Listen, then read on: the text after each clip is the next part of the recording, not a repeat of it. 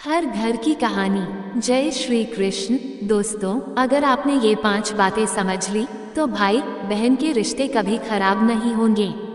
अक्सर हम सोचते हैं कि भाइयों की शादी के बाद ही घर का बंटवारा क्यों होता है। दोस्तों, ये कहानी हर व्यक्ति से जुड़ी हुई है। दोस्तों, भगवान कृष्ण ने इस कहानी के माध्यम से रिश्तों की गहराई को समझाया है। यदि आप भी अपने भाई बहन से बहुत प्यार करते हैं तो इस कहानी को पूरा अवश्य सुनें। एक बार की बात है, भगवान श्री कृष्ण से देवी सत्यभामा कहती हैं, हे स्वामी, आज मेरे मन में कुछ प्रश्न उठ रहे हैं। कृपया मेरे इन प्रश्नों का उत्तर देकर मेरे मन की जिज्ञासा को शांत कीजिए। तब भगवान श्री कृष्ण कहते हैं, हे देवी, आपके मन में जो भी प्रश्न उठ रहे हैं उसे निसंकोच होकर पूछो। मेरा तुम्हारे हर प्रश्न का उत्तर देना पहला कर्तव्य है। फिर देवी कहती हैं, स्वामी, शादी के बाद भाइयों को बहनें बुरी क्यों लगने लगती हैं? बहनें तो घर की रौनक होती हैं। हर घर का बंटवारा भाइयों की शादी के बाद ही क्यों होता है? तब श्री कृष्ण कहते हैं, हे देवी, आज तुमने हर मनुष्य का कल्याण करने वाला बहुत ही अच्छा प्रश्न पूछा है। मैं तुम्हें इसका उत्तर एक छोटी सी कहानी के माध्यम से बताने वाला हूँ। इसलिए पूरे ध्यान से इस कहानी को अंत तक सुने। कृपया कहानी को आधा अधूरा न छोड़े। फिर देवी कहती हैं, स्वामी, मैं इस कहानी को पूरा जरूर सुनूंगी, क्योंकि मुझे आपके मुख से इस कहानी को सुनने का सौभाग्य प्राप्त हो रहा है। श्रोताओं, फिर भगवान कहानी को सुनाना प्रारंभ करते हैं। श्रोताओं, बहुत समय पहले की बात है। एक गोपाल नाम का किसान था जो अपनी पत्नी और 3 बेटों के साथ एक नदी के किनारे रहता था। गोपाल के तीनों बेटों की शादी हो चुकी थी और पूरा परिवार एक साथ सुख शांति से जीवन व्यतीत कर रहा था। एक दिन गोपाल की पत्नी ने अपने बेटों से कहा, बेटा, ये जमीन और जंगल तुम्हारे पिता के कठिन परिश्रम का परिणाम है। जमीन की उपज और जंगल की लकड़ी बेचकर ही तुम्हारे पिता ने इतने सारे मवेशी खरीदे और इतना बड़ा घर बनाया जिसमें हमारा सारा परिवार आराम से रह सकता है। श्रोताओं, उस समय गोपाल के तीनों बेटे एक टीले पर खड़े थे जहां से धान के लहराते खेत दिखाई दे रहे थे। फसल कटाई के लिए तैयार थी और पके हुए धान की बालियां हवा में झूम रही थी। गोपाल, सबसे छोटा बेटा जिसका नाम राम था, अपनी माँ से बोला, माँ, आप सही कह रही हो। मुझे पिताजी के साथ सुबह सुबह खेतों में जाना बहुत अच्छा लगता था। आज भी मुझे वह दिन याद है। गोपाल का सबसे छोटा बेटा राम अपने पिता की तरह खेती में रुचि रखता था। उसे खलिहान में काम करना बहुत पसंद था। राम को कड़ी मेहनत करनी पड़ती थी। उसे मजदूरों को संभालना, फसल की उपज को इकट्ठा करना और फिर उसके लिए सही खरीदार ढूंढना जैसे सभी कार्य करने पड़ते थे। गोपाल के 2 बड़े बेटे भी थे। सबसे बड़े बेटे का नाम आकाश था और उसने ज्योतिष का काम शुरू किया। फिर इस काम में उसे बहुत सफलता मिली और उसने काफी धन कमाया। दूसरे बेटे का नाम अनुज था, जिसने व्यापार में सफलता प्राप्त की और वह भी बहुत पैसे कमाने लगा। पूरे परिवार में खुशी का माहौल था और किसी को भी कोई कष्ट नहीं था। फिर एक दिन गोपाल बीमार हो गया और उसने अपनी पत्नी से कहा, मुझे लगता है कि मेरा समय आ गया है। मुझे एक वादा करो कि बच्चों के बीच कभी भी जमीन जायदाद का बंटवारा नहीं होगा। मैं चाहता हूँ कि हमारे तीनों बच्चे मिलजुल कर रहें और घर में कोई भी भेदभाव ना हो, क्योंकि जिस घर की एकता टूट जाती है वह घर बिखर जाता है। फिर उसकी पत्नी ने वादा किया और गोपाल की मृत्यु हो गई। श्रोताओं, फिर समय बीतता गया और एक दिन गोपाल की पत्नी ने अपने तीनों बच्चों को बुलाया और उसने कहा, बेटों, मैं तुमसे एक वादा लेना चाहती हूँ। तुम्हारे पिता की अंतिम इच्छा थी कि तुम्हारे बीच कभी भी जमीन जायदाद का बंटवारा नहीं होगा। तुम तीनों भाई और तीनों बहुएं हमेशा मिलजुल कर जीवन यापन करोगे, क्योंकि जिस घर की एकता टूट जाती है वह घर कभी भी उन्नत नहीं हो पाता है। श्रोताओं, फिर वह माँ की बात को सुनकर के तीनों बेटे कहने लगे, हाँ माँ, आप जैसा चाहती हो। पिताजी की जैसी इच्छा थी, हम उनकी इच्छा के विरुद्ध कभी नहीं जाएंगे और तीनों भाई हमेशा प्रेम से रहेंगे। श्रोताओं, फिर अपने बेटों की बात को सुनकर के माँ को बहुत ही खुशी हुई। वहीं जो सबसे बड़ा बेटा, जिसका नाम आकाश था, वह ज्योतिष में बहुत ज्यादा निपुण था, इसलिए आसपास के लोग उससे कई मामलों में राय लेने आते थे, तो प्रकाश का गुजारा बढ़िया तरीके से हो जाता था। वहीं दूसरे नंबर का बेटा, जिसका नाम अनुज था, वह भी एक बड़ा व्यापारी था। उसकी भी कमाई ठीक ठाक हो जाती थी। वही सबसे बड़ी मुश्किल ये थी कि गोपाल का जो सबसे छोटा बेटा था, जिसका नाम राम था, वो कड़ी मशक्कत करता था, बहुत मेहनत करता था। सुबह से लेकर शाम तक खेतों में लगा रहता था, फिर भी उतनी कमाई नहीं कर पाता था जितनी कमाई दोनों बड़े भाई करते थे। दोस्तों, फिर समय धीरे धीरे गुजरता गया। वहीं गोपाल के दो बड़े बेटे जो ठीक ठाक कमाई करते थे, वह अपने पिता को दिया हुआ वचन भूल जाते हैं और अपनी पत्नियों के साथ में ऐश और आराम का जीवन व्यतीत करने लगते हैं। वही जब किसान के दो बड़े बेटों की बहुएं ऐसो आराम का जीवन जीती हैं और जो सबसे छोटा बेटा राम था, उसकी पत्नी घर पर ही कमाई करती रहती है। उसे घूमने के लिए नहीं मिलता, ना ही उसे शौक करने के लिए मिलता। वही जब वह अपने बड़े जेठ और अपनी जेठानी को देखती है तो उसका हृदय दुखी होता है कि हम तो पिता के वचनों का पालन आज भी कर रहे हैं, लेकिन हमारे बड़े दोनों जेठ और दोनों जेठानी ऐसो आराम का जीवन जी रहे हैं। दोस्तों, वही किसान का सबसे छोटा बेटा जो राम था, एक दिन उसकी पत्नी जब बहुत ज्यादा दुखी हो गई और जब शाम को राम घर वापस आया तो उसे कहने लगी कि मेरे भाई के यहाँ से चिट्ठी आई है, उसने हमें अपने घर पर बुलाया है, हमारे आपके लिए न्योता भेजा है। कुछ दिनों पहले ही हमारे भाई ने अपना घर बनाया था, उसमें गृह प्रवेश होना है।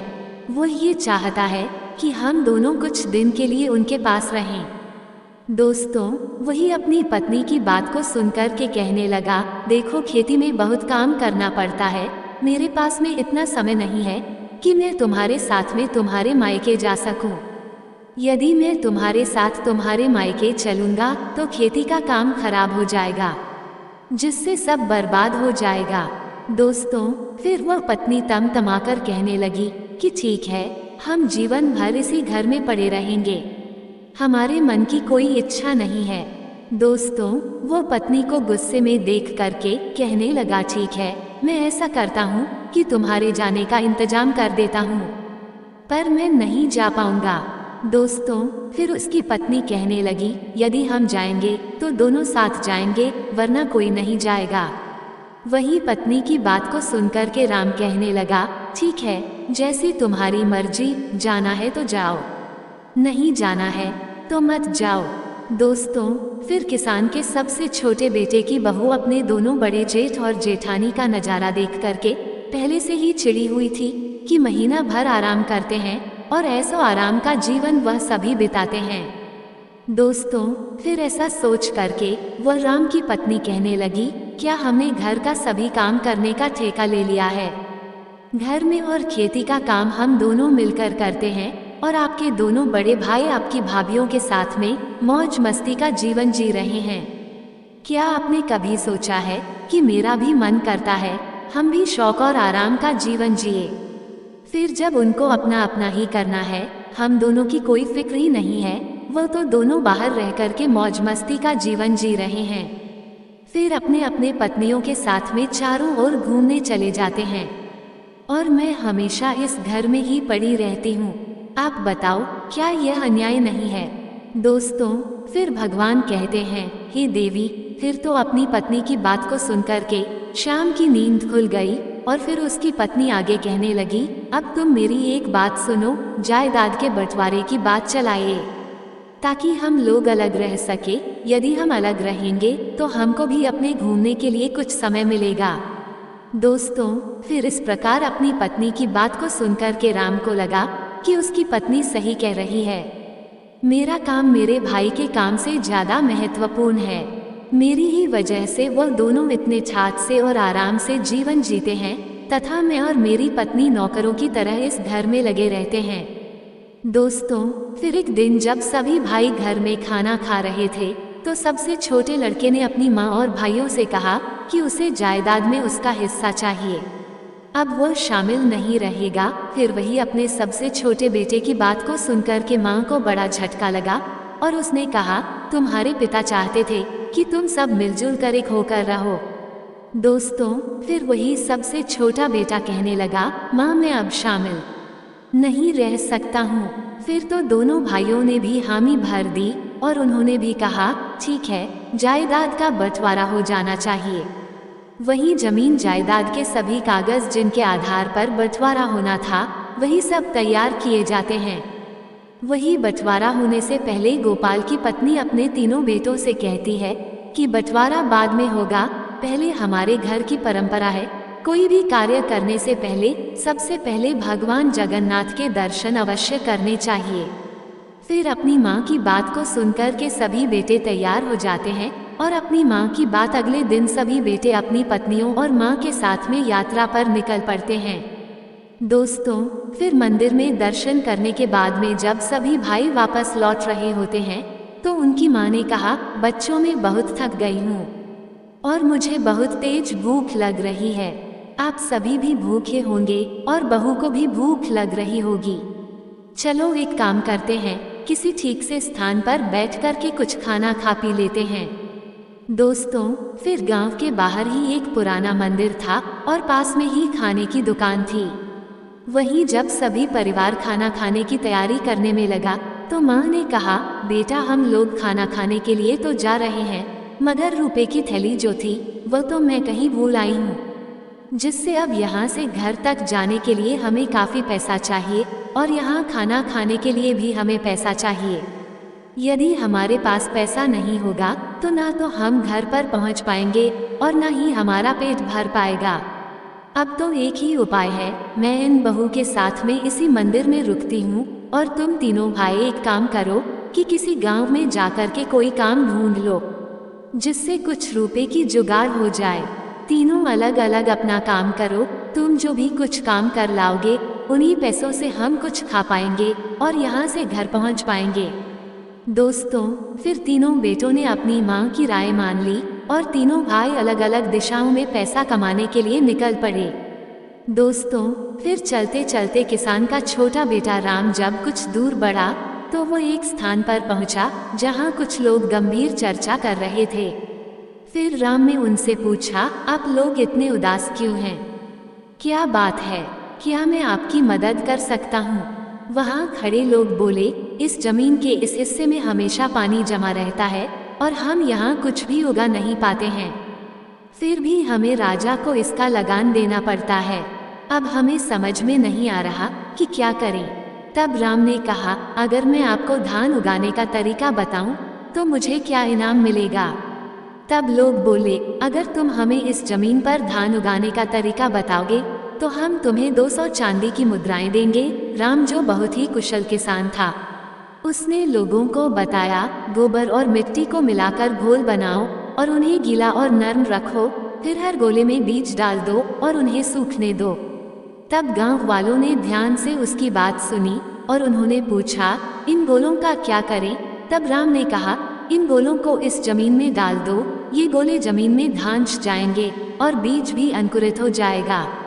दोस्तों, फिर गांव वालों ने राम के बताए हुए तरीके का पालन किया और उस बंजर जमीन में बीज अंकुरित हो गए।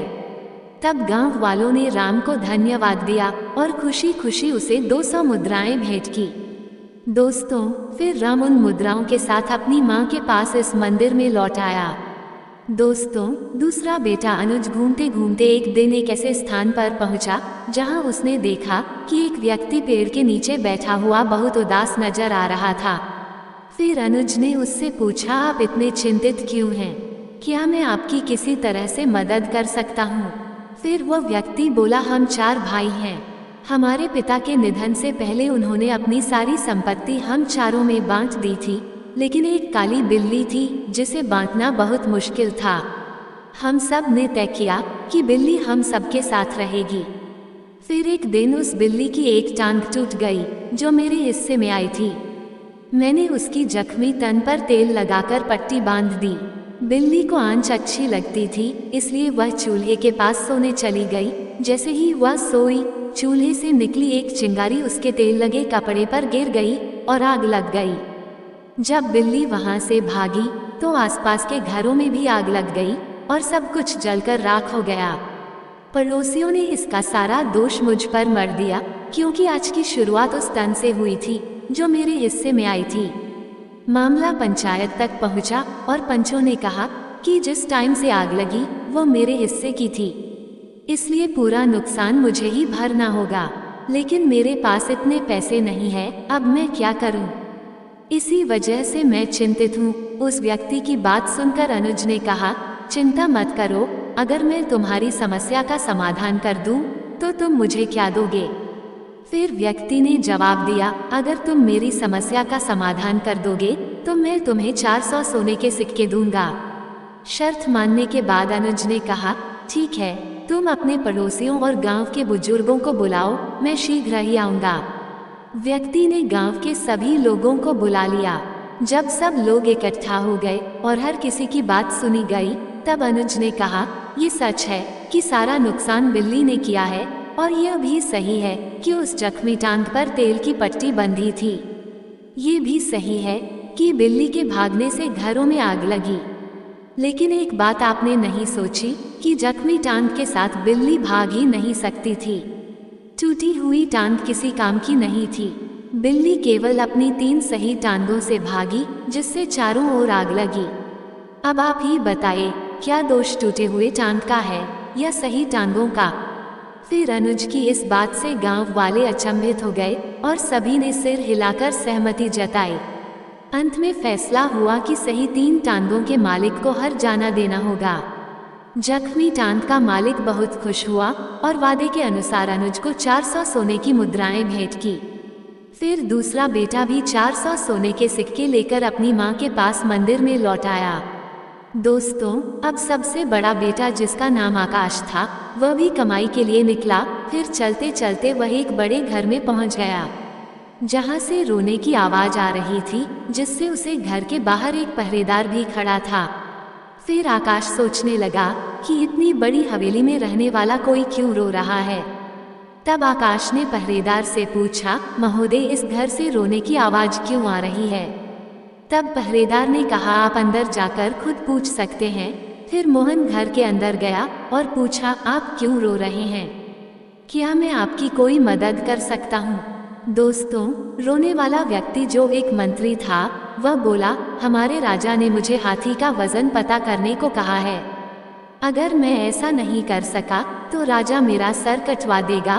फिर मंत्री के रोने की बात सुनकर आकाश ने कहा, चिंता मत करो, अगर मैं तुम्हारी मदद कर दूं तो मुझे क्या इनाम मिलेगा? फिर मंत्री ने कहा, अगर तुम मुझे हाथी का वजन बता दोगे तो मैं तुम्हें 1000 सोने की मुद्राएं दूंगा। अब आकाश ने शर्त मान ली और मंत्री से कहा कि उस हाथी के पास ले चल। जब वे हाथी के पास पहुंचे तो प्रकाश ने कहा, हाथी को एक नदी के पास ले चलो जहां कई नाव हो।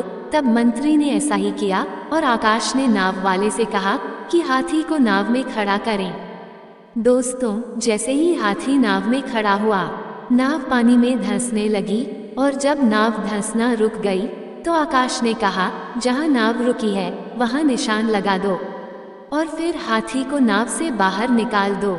दोस्तों, फिर निशान लगने के बाद हाथी को नाव से बाहर निकाल दिया गया और आकाश ने कहा, अब इस नाव में इतने पत्थर भर दो कि नाव उस निशान तक पहुंच जाए जहां पहले रुकी थी। दोस्तों, फिर पत्थर भरने के बाद जब नाव निशान तक पहुंच गई तो आकाश ने कहा, पत्थर डालना बंद करो और पत्थर निकाल लो।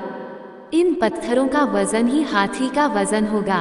दोस्तों, मंत्री ने फिर इस उपाय से हाथी का वजन पता कर लिया और आकाश को 1000 सोने की मुद्राएं दी। फिर वह भी मुद्राओं के साथ अपनी मां के पास मंदिर लौट आया। दोस्तों, फिर भगवान कहते हैं, हे देवी, इस प्रकार सभी भाई जब धन कमा करके मंदिर में लौट आए तो सभी ने बड़े ही प्रेम से खाना खाया और दुकान वाले का इतना पैसा बना कि तीनों भाइयों ने जो पैसा कमाया था वह सारा उस खाने में चला गया। केवल उनके पास में उतना ही पैसा बचा जिसे वह खर्च करके अपने घर वापस आ सके। दोस्तों, जब किसान की पत्नी अपने बच्चों और बहू के साथ में घर वापस आई तो उसने रुपए वाली थैली एकदम से निकाल करके अपने बेटों के सामने रख दी और कहा, मैंने जानबूझकर के इस थैली को छुपा लिया था। ताकि मैं तुम्हें समझा सकूं कि एकता में कितनी शक्ति होती है।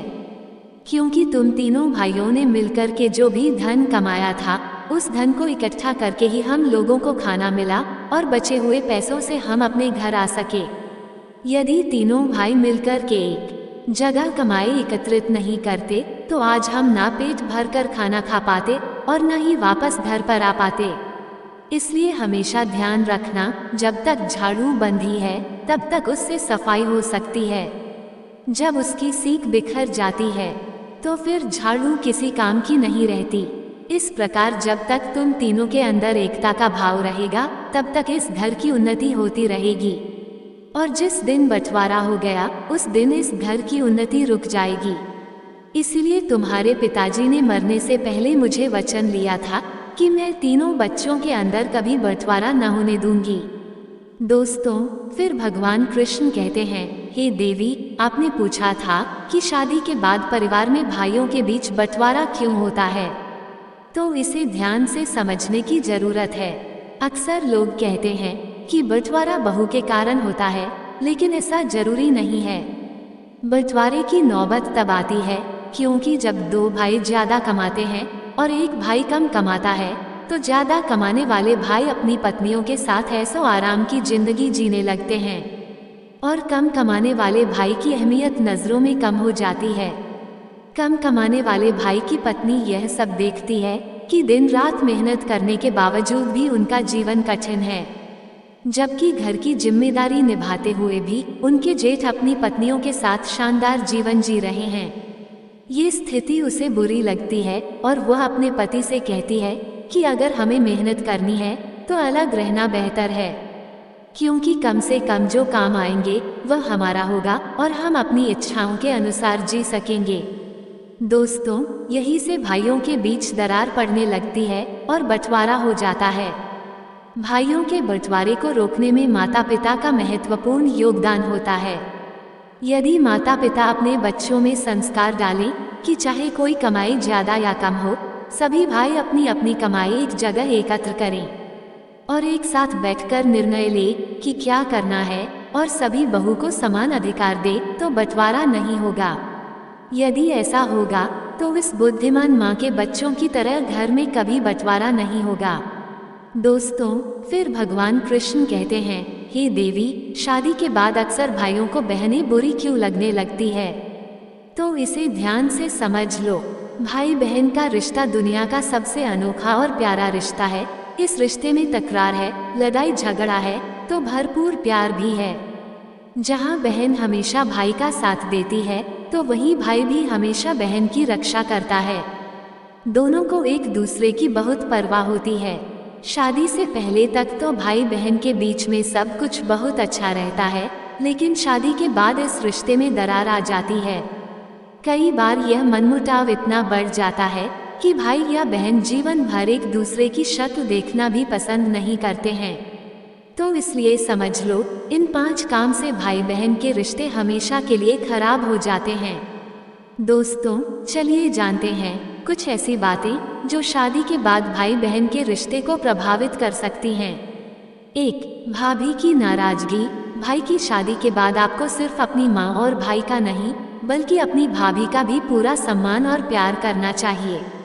अगर आप भाभी से कुछ गलत कहेंगे तो वह नाराज हो सकती हैं और यह नाराजगी भाई तक पहुंच जाएगी, जिसे भाई शायद खुलकर कुछ न कहे, लेकिन वह आपसे दूरी जरूर बना सकते हैं। 2. रिश्तों में औपचारिकता। बचपन से लेकर शादी तक भाई बहन का रिश्ता अनौपचारिक रहता है। वह लड़ते भी हैं, एक दूसरे का मजाक उड़ाते हैं और साथ ही रुठते भी हैं। लेकिन शादी के बाद कुछ भाई बहन इस रिश्ते को केवल औपचारिक रूप से निभाते हैं, जिससे रिश्ता कमजोर हो जाता है। बेहतर होगा कि बीच बीच में एक दूसरे का हाल चाल लेते रहे और बचपन की यादों को ताज़ा करते रहें। 3. शादीशुदा जिंदगी में दखल देना। कई बार बहनें भाई की शादीशुदा जिंदगी में ज़रूरत से ज़्यादा दखल देती हैं, जिससे रिश्ते में खटास आ जाती है। चाहे भाई बहन शादीशुदा हो या नहीं, बहन को भाई की निजी जिंदगी में दखल नहीं देना चाहिए। ऐसा करने से रिश्ते खराब हो जाते हैं। 4. ताना मारने की आदत। कई बार भाई बहन का रिश्ता इसलिए खराब हो जाता है क्योंकि बहनें हर समय भाई को ताने देती रहती हैं। शादी के बाद भाई के व्यवहार में थोड़ा बदलाव आ जाता है क्योंकि उसके अपने परिवार की भी जिम्मेदारियां होती हैं। अगर बहन हमेशा भाई को ताना मारेगी कि वो बदल गया है तो रिश्ते में दूरी बढ़ने लगेगी और रिश्ते खराब हो जाएंगे। इसलिए बहन को भाई के निजी जीवन में दखल नहीं देना चाहिए, तभी भाई बहन का प्यार बना रह सकता है। 5. बहन को नजरअंदाज करना। जिस तरह भाभी के साथ अच्छा व्यवहार करने से भाई का दिल जीत सकते हैं, वैसे ही बहन की अनदेखी करने से रिश्ते में दूरी आ सकती है।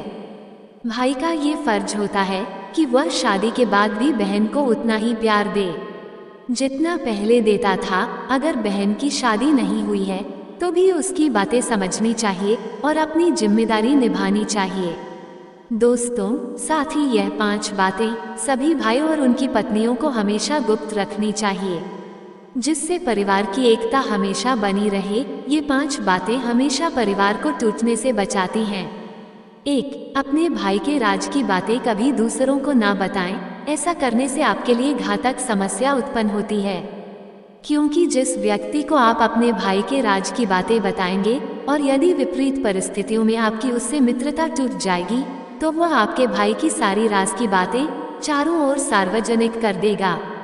वही लोगों के बीच में आप केवल हंसी के पात्र बन जाएंगे और फिर बाद में इस दुख से आप बहुत दुखी होंगे। इसलिए कभी भी अपने घर या परिवार या खुद की बातें किसी के सामने न बताएं, चाहे वह कितना भी प्रिय मित्र क्यों ना हो। 2. यदि आप या आपका भाई किसी के द्वारा ठगे गए हो या किसी ने धोखा दिया हो तो ये बात सभी भाइयों को अपने तक ही रखनी चाहिए।